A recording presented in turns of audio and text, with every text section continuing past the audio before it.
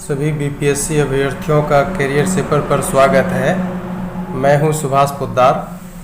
आज के इस सत्र में मैं भारतीय राज्य व्यवस्था पर 25 प्रश्नों का एक सेट लेकर आया हूं, जिसमें भारतीय संसद खासकर लोकसभा के कार्यकालों में घटित घटनाओं की समीक्षा की गई है।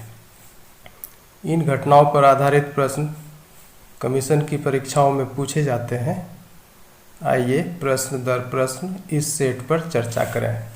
क्वेश्चन नंबर 1, भारत की पहली संसद बनी। ऑप्शन देखें 26 जनवरी 1950,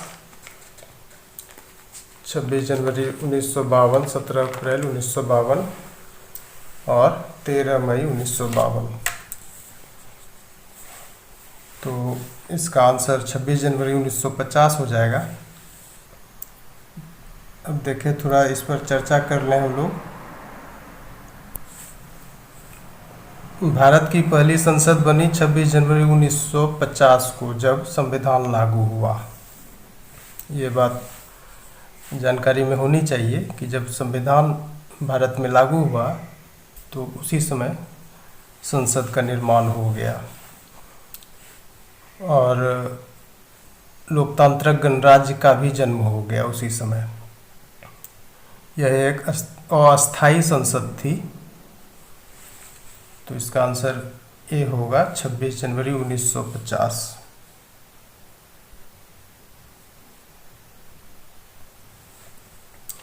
अब देखें, इसमें जो ऑप्शन सी है 17 अप्रैल 1952, तो ये था प्रथम लोकसभा का गठन 17 अप्रैल 1952 को हुआ था।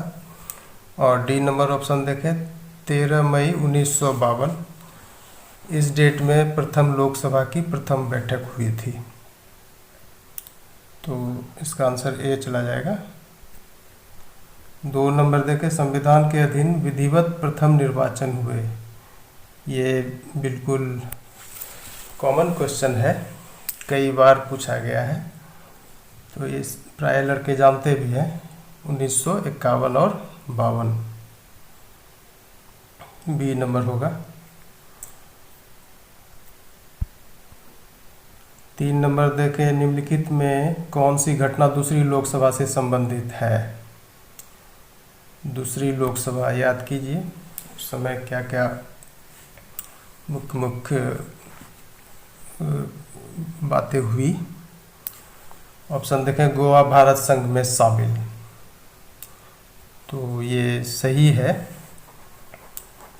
उस समय दूसरी लोकसभा में संविधान में 4 संशोधन हुए और इनमें से एक संशोधन के द्वारा गोवा भारत संघ में शामिल हुआ था।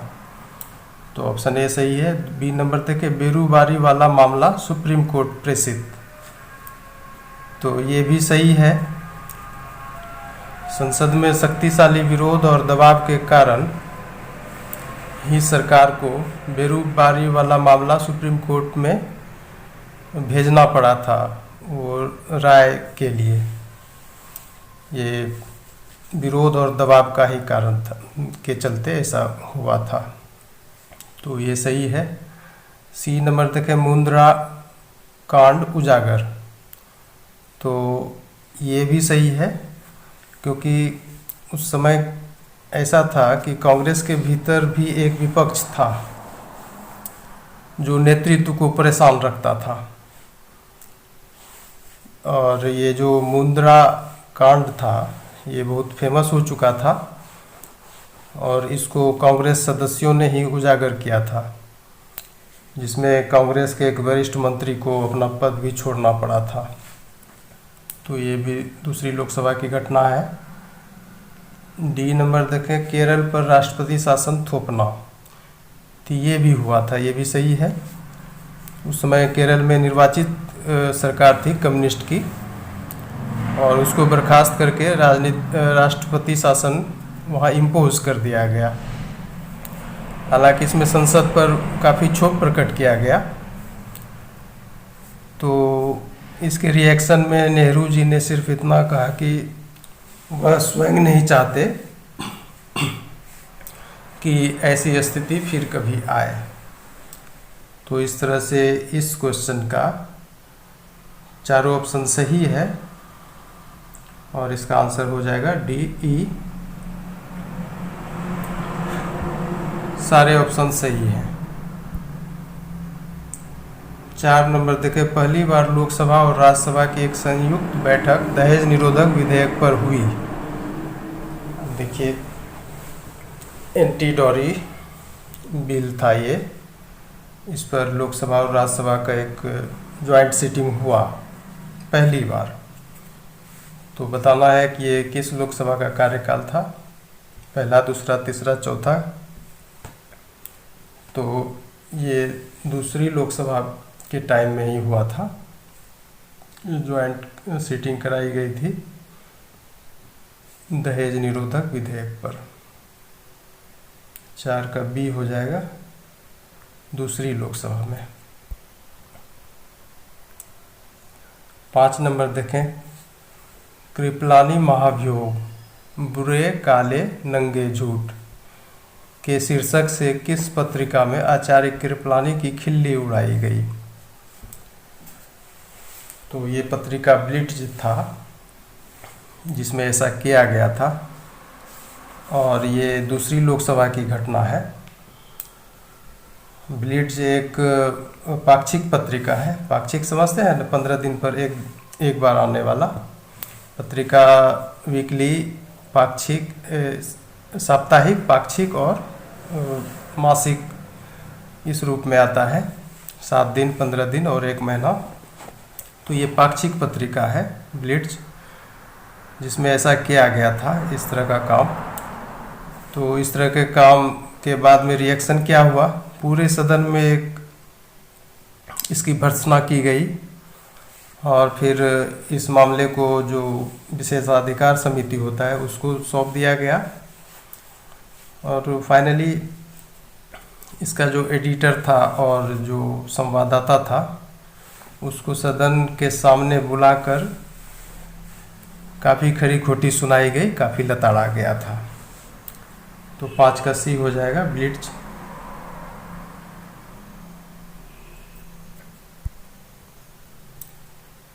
6 नंबर देखें, 2 युद्धों की त्रासदी और 2 प्रधानमंत्रियों की मृत्यु की विपदा किस लोकसभा के कार्यकाल की प्रमुख घटनाएं थी। ये शायद याद होगा कि 2 युद्ध कब हुआ, 1962 में और 1965 में, एक चीन से दूसरा पाकिस्तान से। और 2 प्रधानमंत्री की मृत्यु हुई थी, वो थे नेहरू और शास्त्री। तो ये घटना तीसरी लोकसभा की थी। 6 का बी हो जाएगा।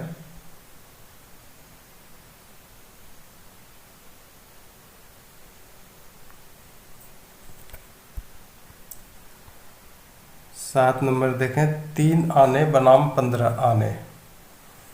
हालांकि ये सब ट्रेडिशनल क्वेश्चन बन चुका है, फिर भी इसको सेट किए हैं। 3 आने बनाम 15 आने नामक वाद विवाद में किसने ठोस तर्क देकर सिद्ध किया कि देश के आम आदमी की दैनिक आय केवल 3.5 आने या 4 आने थी। ये देखिए, आप महान समाजवादी नेता का नाम सुने होंगे, डॉक्टर लोहिया का। तो उन्होंने ऐसा वाद विवाद में भाग लिया था और बिल्कुल ही मतलब कि ठोस तर्क देकर प्रूफ कर दिया कि देश के आम आदमी की दैनिक आय काफ़ी कमज़ोर है, यानी 3.5 आने या 4 आने। 16 आना का 1 रुपया होता है। तो इसका आंसर सी हो जाएगा, डॉक्टर लोहिया। अब देखें, इसमें ऐसा हुआ, ये तो वाद विवाद 3rd लोकसभा का था, उसके कार्यकाल में इस तरह का ये हुआ, वाद विवाद हुआ। तो लोहिया बहुत ही मतलब कि खड़ी खड़ी बोलने वाले व्यक्ति थे, इससे नेहरू को भी डर लगा रहता था। और वो नेहरू को निशाना बनाया करते थे अपने इस आलोचनाओं से, जो काफ़ी भयभीत कर देने वाला होता था, काफ़ी क्रूर माना जाता था और कठोर माना जाता था। और एक स्टेटमेंट बड़ा फेमस हुआ है लोहिया का, जो नेहरू के लिए बोला गया था सदन के अंदर। उन्होंने कहा था नेहरू की तरफ इशारा करते हुए कि इन हजरत को देखिए, इनके कुत्ते का रोज का खर्च 25 रुपया और देश के आम आदमी की रोजाना आय 25 पैसे। और साथ ही साथ जो उस समय नेहरू जी का निजी सुरक्षा और सुविधा पर खर्च होता था, उसकी भी काफ़ी कटु आलोचना की है वो। तो ये डॉक्टर लोहिया ही थे। 8 नंबर देखें, पहली बार कृषक वर्ग सबसे बड़े समूह के रूप में प्रतिष्ठित हुआ किस लोकसभा में? उस समय ऐसा होता था कि जो रिप्रेजेंटेटिव चुन कर आते थे लोकसभा में, उसमें एक देखा जाता था कि मतलब कौन सा प्रोफेशनल ग्रुप की संख्या ज़्यादा है। तो शुरू में तो लॉयर, बैरिस्टर, इन लोगों का ज़्यादा संख्या हुआ करता था, लेकिन पहली बार ऐसा हुआ कि कृषक वर्ग सबसे बड़े समूह के रूप में सदन के अंदर अपना रिप्रेजेंटेशन दिया। तो ये किस लोकसभा में ऐसा हुआ? पहली, दूसरी, तीसरी, चौथी?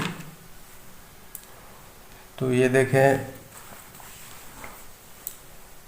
ये भी तीसरी लोकसभा की घटना है, ये है बात। तो इसका आंसर हो जाएगा सी।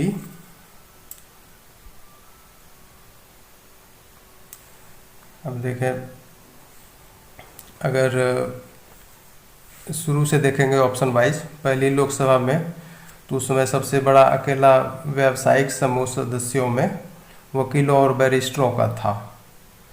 और बी नंबर ऑप्शन देखें, दूसरी लोकसभा में इस बार भी वकील बैरिस्टर समूह की प्रधानता थी। सी नंबर में ये जो वकील बैरिस्टर व्यावसायिक समूह था वो दूसरे स्थान पर चला गया, कृषक वर्ग पहले स्थान पर आ गया। और फिर चौथी लोकसभा में क्या हुआ, डी नंबर, तो कृषक वर्ग भी रहा पहले स्थान पर और राजनीतिक व सामाजिक कार्यकर्ता दूसरे स्थान पर, वकील बैरिस्टर तीसरे स्थान पर। ये सब रिप्रेजेंटेटिव्स में से ही ऐसा मतलब कि ये अलग कैटेगराइज किया जाता है कि किस वर्ग से कितने कितने रिप्रेजेंटेटिव पहुँचे हैं लोकसभा। तो इस तरह से इसका आंसर सी हुआ। थर्ड लोकसभा में पहली बार कृषक वर्ग सबसे बड़े समूह के रूप में प्रतिष्ठित हुआ। 9 नंबर देखें, राष्ट्रपति चुनाव में प्रधानमंत्री इंदिरा गांधी ने किसका समर्थन किया था? ये भी अच्छा क्वेश्चन है, इससे रिलेटेड क्वेश्चन पूछता रहता है। उस समय प्रधानमंत्री ने किसका समर्थन किया राष्ट्रपति चुनाव में? तो ये वीवी गिरी थे। अब देखिए, ये जो नीलम संजीव रेड्डी है, ये कांग्रेस का अपना मनोनीत प्रत्याशी था, नीलम संजीव रेड्डी, लेकिन इंदिरा उसके विरुद्ध काम किया। और ये जो वीवी गिरी थे, ये बिल्कुल स्वतंत्र प्रत्याशी थे।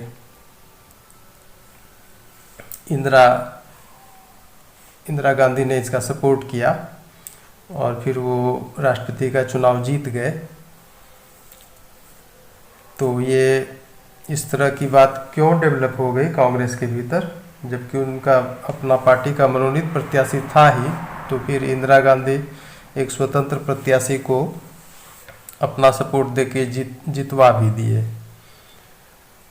तो एक्चुअली ये नेहरू जी के टाइम से ही कांग्रेस के भीतर एक विपक्ष काम कर रहा था, जो इनके लीडरशिप को परेशान रखता था। तो वही चीज़ आगे इंदिरा गांधी तक आया और इंदिरा और कांग्रेस सिंडिकेट के बीच लड़ाई आत्मा बनाम अनुशासन के नारे के नीचे लड़ी गई थी। इस तरह का काम हुआ था। तो इसका आंसर बी हो जाएगा, बीवी गिरी, इसका ही समर्थन किया था। 10 नंबर देखें, संसदीय इतिहास में पहली बार मान्यता प्राप्त विपक्ष बनी। देख लीजिए, विपक्ष शुरू में था ही नहीं, ये चौथी लोकसभा में ऐसा हुआ है कि पहली बार विपक्ष को मान्यता मिला है। इसका आंसर सी हो जाएगा, चौथी लोकसभा में।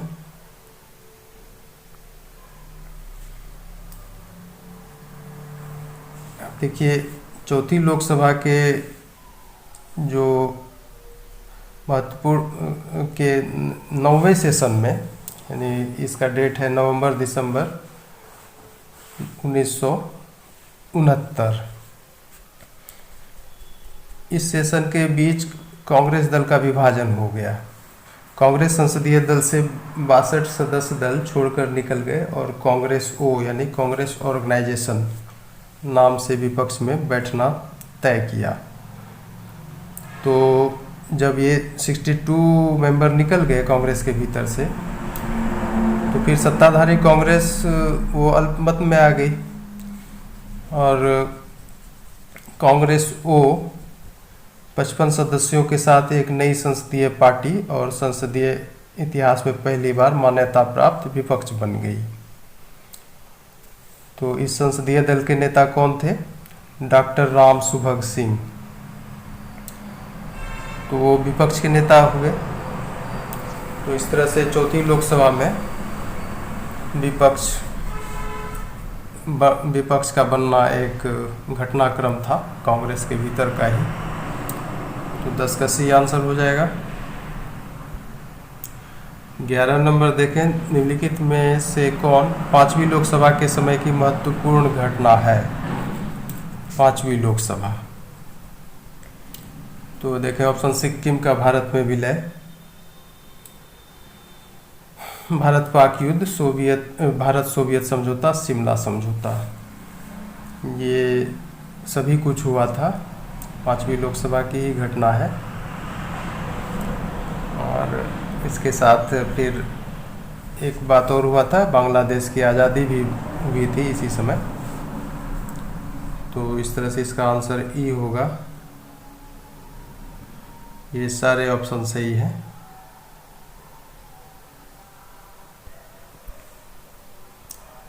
बारह नंबर देखें, संसद सदस्यों के लिए पेंशन योजना प्रारंभ हुई। कब प्रारंभ किया गया था पेंशन स्कीम को? ये भी पांचवी लोकसभा काल में हुआ था। इसका आंसर भी बी हो जाएगा, पांचवी लोकसभा में। 13 नंबर देखें, जून 1975 में आंतरिक आपातकाल की उद्घोषणा की गई। इस संदर्भ में तथ्यतः सत्य कथन है। तो आप जानते हैं कि जून 1975 में इंटरनल इमरजेंसी डिक्लेयर किया गया था। तो क्या क्या हुआ उस समय? ए नंबर देखें ऑप्शन, साम्यवादी नेता इंद्रजीत गुप्त ने पूरा समर्थन किया। ये सही बात है कि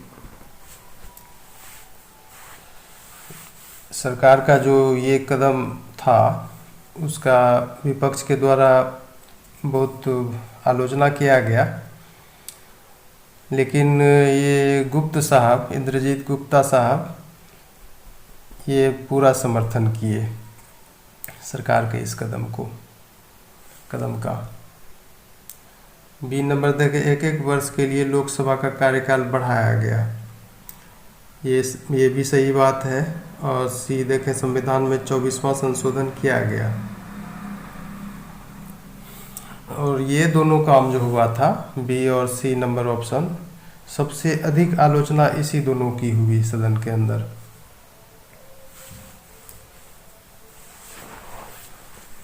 तो डी नंबर देखें, संसद की कार्रवाई के समाचार पत्रों में प्रकाशन पर सेंसर लगाया गया। तो ये भी सही है। तो इस तरह से इसका चारों ऑप्शन सही है। ऐसा ये सारा चीज़ हुआ था इंटरनल इमरजेंसी के टाइम। तो इस तरह से इसका आंसर हो जाएगा ई।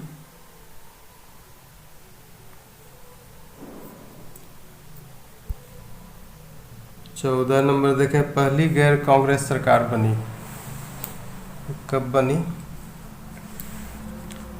तो ये छठी लोकसभा में ऐसा हुआ,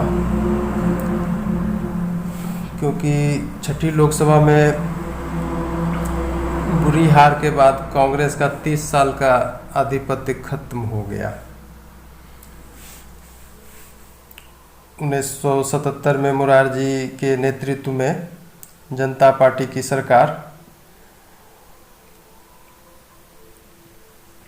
और मान्यता प्राप्त विपक्ष बना। ये दो काम हुआ, कांग्रेस का सफाया हो गया, सफाया मतलब बहुत बुरी हार हारा वो, और उसका जो 30 साल का सिंगल पार्टी डोमिनेंसी वाला इमेज था वो खत्म हो गया। जनता पार्टी की सरकार बनी मुरारजी के नेतृत्व में, और एक मान्यता प्राप्त विपक्ष मिला लोकसभा को। और उस समय एक और विचित्र घटना घटी थी, इंदिरा को लोकसभा मेंबरशिप से निकाल दिया गया और जेल भी भेजा गया था। 15 जुलाई 1979 में, यानी 2 साल बाद, मुरारजी ने त्यागपत्र दिया। फिर कांग्रेस की मदद से चरण सिंह की सरकार बनी और ताज़ा चुनाव कराने पड़े। 1980 में फिर इंदिरा बहुमत में आई। तो इतना ये घटनाक्रम था।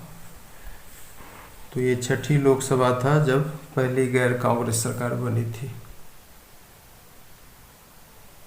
बी हो जाएगा आंसर। 15 देखें, किस विधेयक को सरकार की सलाह के बावजूद राष्ट्रपति ने अपनी अनुमति नहीं दी? तो ये पोस्टल बिल था एक, जिसमें ऐसा हुआ था, ये अनुमति नहीं दिए थे राष्ट्रपति गवर्नमेंट के एडवाइस के बावजूद। हम देखें ऑप्शन देखें, डिफेमेशन बिल, पोस्टल बिल, दहेज निरोधक बिल और मुस्लिम तलाक के अधिकार की सुरक्षा बिल। तो ये जो, अब थोड़ा ऑप्शन पर चर्चा कर लें। डिफेमेशन बिल ये समाचार पत्रों की स्वाधीनता पर आघात करने वाला बिल था।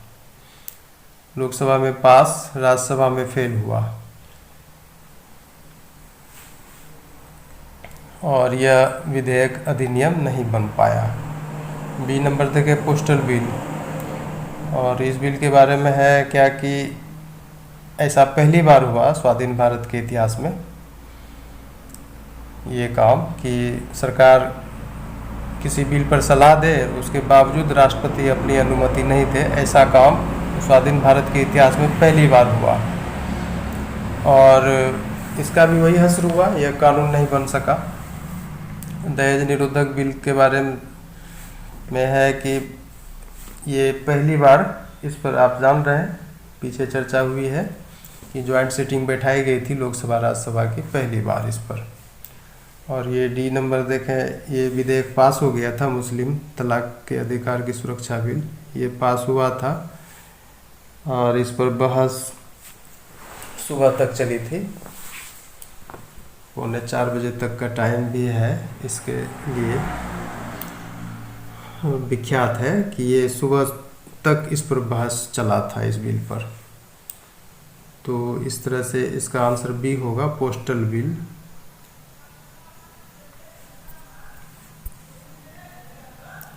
सोलह नंबर देखें, 8वीं लोकसभा में इन विषयों का बोलबाला रहा। ठक्कर समिति की रिपोर्ट, रंगनाथ मिश्रा समिति की रिपोर्ट, पनडुब्बी घोटाला, शाहबानो का मामला। ये सारे विषय काफ़ी चर्चित रहे 8वीं लोकसभा में। ये भी चारों सही है। अब देखें, ये जो ठक्कर समिति है, इसकी रिपोर्ट इंदिरा की हत्या पर आई थी, और ये जो रंगनाथ मिश्रा समिति की रिपोर्ट है, ये इंदिरा की हत्या के बाद हुई हिंसा पर आई थी। और इसके अतिरिक्त ये चारों ऑप्शन के अतिरिक्त भी और कई चीज़ों का बोलबाला रहा, विषयों का 8वीं लोकसभा में, जैसे पंजाब में आतंकवाद और अव्यवस्था, ज्ञानी जैल सिंह राजीव गांधी संबंध, श्रीलंका की स्थिति और भारतीय शांति सेना की भूमिका, गोरखालैंड आंदोलन इत्यादि। तो इस तरह से इसका ये चारों ऑप्शन सही है। आंसर इसका जाएगा ई।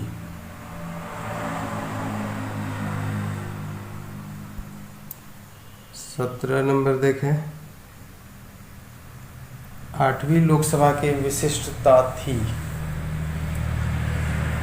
क्या इसकी विशिष्टता थी 8वीं लोकसभा की? सबसे युवा प्रधानमंत्री, ये बात सही है। ये काम बहुत ही स्पेशल टाइम में भी हुआ था। अंतर्राष्ट्रीय युवा वर्ष 1984 में भारत में अब तक के सबसे युवा पीएम राजीव गांधी बने थे। और ये देखें, दल बदल पर रोक लगाने का प्रावधान, ये भी हुआ था। और ये मतदान की आयु 21 से घटाकर 18 वर्ष का प्रावधान हुआ था। और ये दोनों जो है 13 संविधान संशोधन 8वीं लोकसभा के दौरान पारित हुए। उनमें से एक के द्वारा दल बदल और दूसरे में मतदान की आयु वाला प्रावधान किया गया था। डी नंबर तक है, सदन से त्याग पत्र का रिकॉर्ड, ये 124 संख्या है। तो ये भी सही बात है। असल में बोफोर्स दलाली का मामला जो था वो काफ़ी, उस पर हंगामा हुआ सदन के भीतर। और चूंकि चुनाव भी नज़दीक थे तो कई सदस्यों ने सदन से त्याग पत्र देने का निर्णय ले लिया। और ये किसी लोकसभा के लिए एक रिकॉर्ड था, इतना अधिक संख्या में आदमी त्याग पत्र दे दे। तो 124 व्यक्ति कुल मिला के सदन से त्याग पत्र दे के रिकॉर्ड स्थापित कर लिए थे। तो इसका भी आंसर ही चला जाएगा। सारे ऑप्शन सही हैं। 18 नंबर देखें, विपक्ष के नेता के रूप में बैठने वाले पहले पूर्व प्रधानमंत्री थे। अच्छा क्वेश्चन है। पहले पूर्व प्रधानमंत्री जो विपक्ष में बैठे नेता के रूप में, विपक्ष के नेता के रूप में, तो आपको याद होगा ये राजीव गांधी थे। और ये 9वीं लोकसभा की बात है जिसमें कांग्रेस की बुरी हार हुई थी। 197 सीटों पर सिमट गई थी कांग्रेस। सबसे बड़ा दल होते हुए भी सरकार बनाने की चेष्टा नहीं की गई। और फिर कांग्रेस आई को सरकारी विपक्ष और राजीव गांधी विपक्ष के नेता बने, जिसमें राजीव गांधी तो क्लीन इमेज वाले माने जाते थे, इसलिए उन्होंने कहा कि सरकार के प्रहरी की भूमिका निभाने का मैं प्रयास करूंगा। तो ये राजीव गांधी थे जो पहले पूर्व प्रधानमंत्री बने विपक्ष के नेता के रूप में।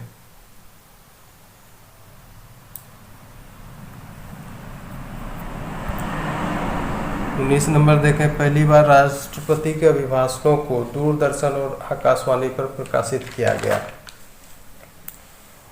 ये काम कब हुआ? ये काम 9वीं लोकसभा में हुआ। और लोकसभा और राज्यसभा की कार्रवाइयों का जो लाइव टेलीकास्ट होता है उस दिशा में ही ये एक पहल था। तो 19 का हो जाएगा सी 9वीं लोकसभा में।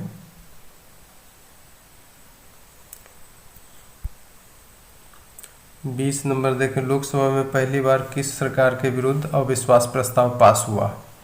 लोकसभा में पहली बार, ये अच्छा क्वेश्चन है। किस सरकार के विरुद्ध अविश्वास प्रस्ताव पास हुआ? तो ये बीपी सिंह थे जो ऐसा काम हुआ था पहली बार किसी सरकार के विरुद्ध, ये प्रस्ताव पास हो गया था। अब इसके पीछे रीज़न क्या रहा कि बीपी सिंह अचानक लोकसभा और राज्यसभा में मंडल कमीशन की आरक्षण संबंधी जो सिफारिशें थी वो लागू कर देने की घोषणा कर दिए, और घोषणा जब हो गया तो फिर भयंकर विरोध हुआ और उसके परिणाम स्वरूप आंदोलन भी फैला पूरे देश में, जिसमें अगर याद होगा आप लोगों को तो सेल्फ इमोलेशन की घटना काफ़ी घटी थी, यानी कि आत्मदाह करने की घटना। ये कई स्टूडेंट थे जो इस सिफारिश को लागू करवाना नहीं चाहते थे, तो उस समय ऐसा हुआ था। अनेक युवकों ने सड़कों पर स्वयं को जला लिया था, आत्मदाह कर लिया था। तो फिर इनके विरुद्ध ये लाया गया नो कॉन्फिडेंस मोशन, और फिर जब बीजेपी अपना सपोर्ट वापस ले लिया बीपी सिंह के संयुक्त मोर्चा सरकार से, तो फिर ये लोकसभा में अविश्वास प्रस्ताव पर हार गए और त्यागपत्र उन्हें देना पड़ा था। तो ये बीपी सिंह थे। 20 का बी हो जाएगा। 21 देखें, 9वीं लोकसभा की अंतिम बैठक के दिन को किसने राष्ट्रीय लज्जा का दिन बताया? राष्ट्रीय लज्जा यानी नेशनल शेम। तो ऐसा आखिर क्या हुआ उस समय जो राष्ट्रीय लज्जा का दिन साबित हुआ? आप सुने होंगे कि ये सांसद लोग अपना पेंशन फिक्स कर लिए हैं, और इन सभी कामों में उन लोगों की बहुत ही उत्कंठ इच्छा रहती है, काफ़ी हड़बड़ी रहती है कि जल्दी जो कल हो सो आज हो जाए पास।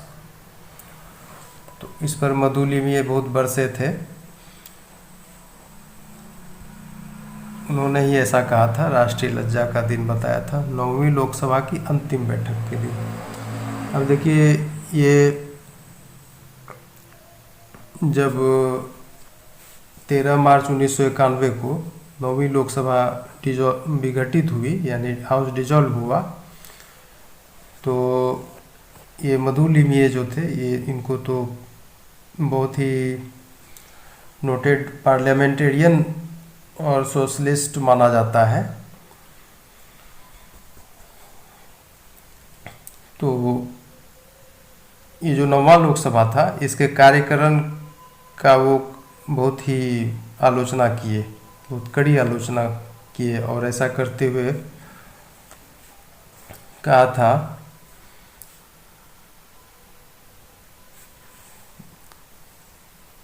ऐसा करते हुए राष्ट्रीय लज्जा वाला दिन बताया था उन्होंने, क्योंकि इस दिन संसद सदस्यों ने अपने लिए बढ़ी हुई पेंशन, भत्ते और राज्य और ये जो होता है अलाउंस वगैरह, और ये ताज़ा सुविधें मंजूर करने का विधेयक सर्वसम्मति से पास कर डाला था। सबसे लज्जाजनक था, संसद सदस्यों को केवल 1 साल सदस्य रहने के बाद पेंशन का प्रावधान। ये बात अलग है कि इस विधेयक को राष्ट्रपति की मंजूरी नहीं मिली और यह कानून नहीं बन सका, पर इसमें संसद की कोई भूमिका नहीं थी। यह लड़ाई संसद के बाहर जनता की ओर से, यानी पब्लिक में एजिटेशन था इस बात को लेकर के, तो उसका एजिटेशन, क्षोभ और समाचार माध्यम तो पेपरबाजी भी होता है ना, ये सब चीज़ का। जब पब्लिक प्रोटेस्ट बढ़ जाएगा तो पेपर भी छाया रहता है, और फिर राष्ट्रपति भवन, यहाँ पे ये लड़ाई लड़ी गई थी। तो ये संसद के बाहर था सब कुछ। तो इसमें आंसर सी हो जाएगा।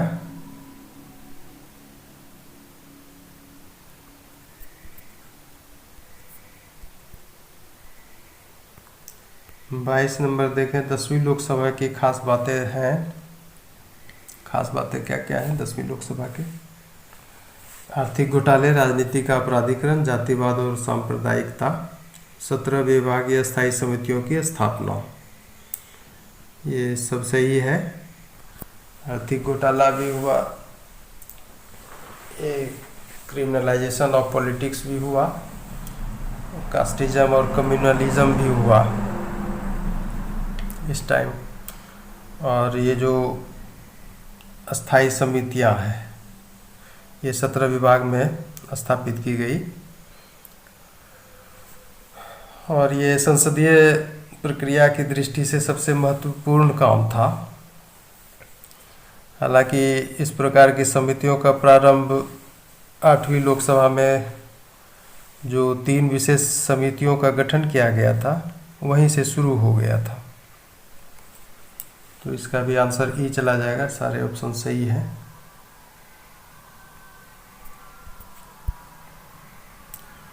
तेईस नंबर देखे, 3 सरकारें, 3 प्रधानमंत्री और 4 विश्वास प्रस्ताव आए। तो अच्छा देखने में क्वेश्चन लग रहा है, 3 सरकारें, 3 प्रधानमंत्री और 4 विश्वास प्रस्ताव।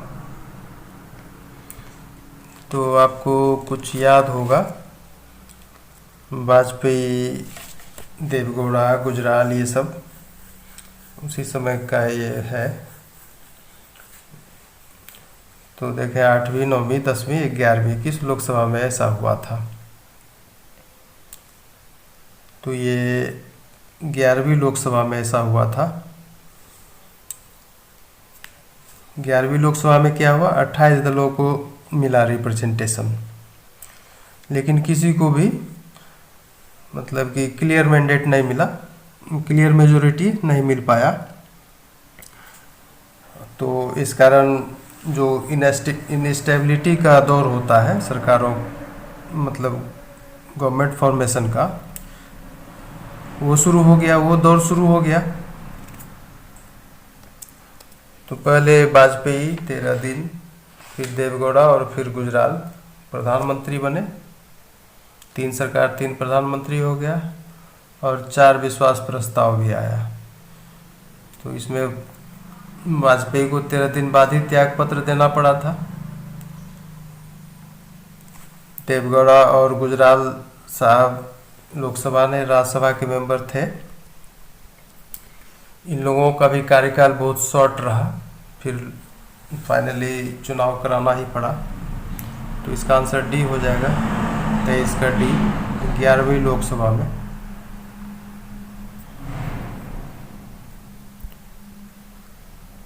चौबीस देखें, भारतीय संसद के इतिहास में पहली बार प्रतिपक्ष के एक सदस्य स्पीकर चुने गए।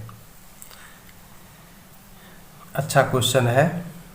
पीए संगमा का नाम सुने होंगे आप लोग, पूर्णो अगाथा संगमा। ये लोकसभा के सबसे युवा अध्यक्ष थे 11वीं लोकसभा के, और वे स्पीकर भी चुने गए। तो ऐसा इंडियन पार्लियामेंट की हिस्ट्री में फर्स्ट टाइम हुआ कि प्रतिपक्ष का कोई सदस्य स्पीकर चुना गया। ये थे पीए संगमा।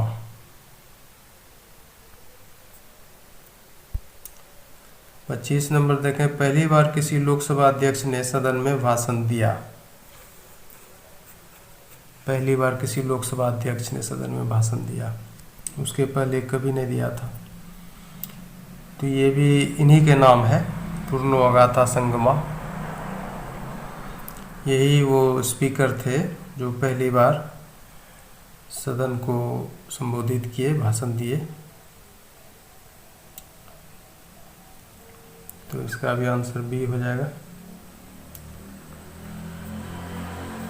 तो कैसा लगा ये आप लोग कुछ कमेंट वगैरह भी कीजिए और देखिए सेट। इसमें मुझे लगता है कि 1 या 2 क्वेश्चन की संभावना है इसमें।